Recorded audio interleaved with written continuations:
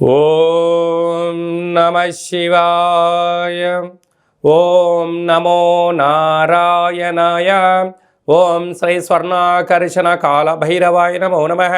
ఓం ఒటుక కాల భైరవాయ నమో నమః. హరి ఓం. మా ఛానల్కి స్వాగతం. చూస్తున్న వీక్షకులకు, ప్రేక్షకులకు, ప్రియ కాళభైరవ భగవద్బంధులకి స్వాగతం పలుకుతూ మమ్మల్ని ఎంతగానో ఆదరిస్తూ ఉండబడిన ప్రియ సోదరి మనులకు అందరికీ కూడా ముక్కోటి ఏకాదశి పండగ శుభాకాంక్షలు. సనాతన ధర్మ వీక్షకులకు, సంరక్షకులకు అందరికీ పైన దత్తాత్రేయ స్వామి యొక్క ఆశీస్సులు ఉండాలని కోరుకుందాం.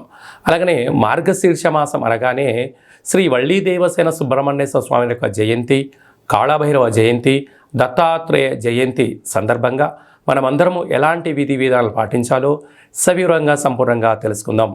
16వ తారీఖు 12వ నెల 2023 నుండి 31/12/2023 వరకు పుట్టినటువంటి వారికి ముందస్తుగా జన్మదిన శుభాకాంక్షలు.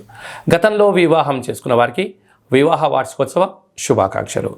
ఈ 16వ తారీఖు నుండి 31వ తారీఖు వరకు ద్వాదశ రాశుల్లో గ్రహ గమనాలను అనుసరిస్తూ ఎలా ఉండబోతుందో సవివరంగా సంపూర్ణంగా తెలుసుకుందాం.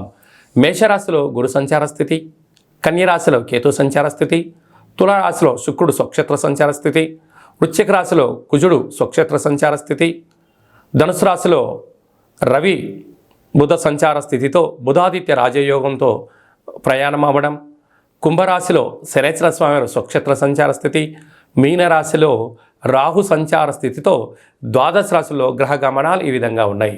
ఇక్కడ విశేషంగా శుక్రుడు స్వక్షేత్రకారకుడు, కుజుడు స్వక్షేత్రకారకుడు, శనేశ్వర స్వామి వారు స్వక్షేత్రకారకుడు. విశేషమైనటువంటి 3 గ్రహాలు స్వక్షేత్రంగా ఉన్నప్పుడు ఎలాంటి ఉపయోగాలు ఉంటాయో సవివరంగా సంపూర్ణంగా తెలుసుకుందాం.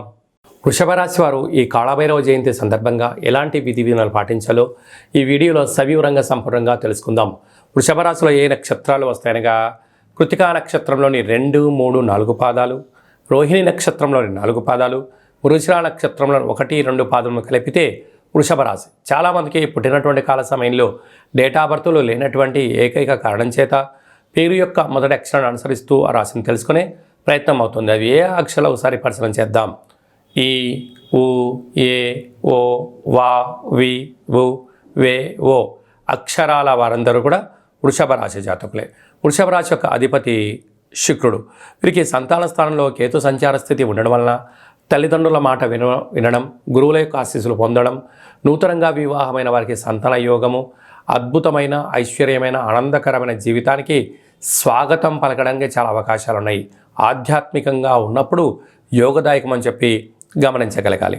6వ స్థానంలో శుక్రుడు సంచారం చేయడం వలన విలాసవంత జీవితాన్ని పొందడము, నూతన బంగారు ఆభరణాలు, వస్త్రాలు, భూములు, గృహాలు, క్రయ విక్రయాలు యోగదాయకం అని చెప్పి గమనించాలి.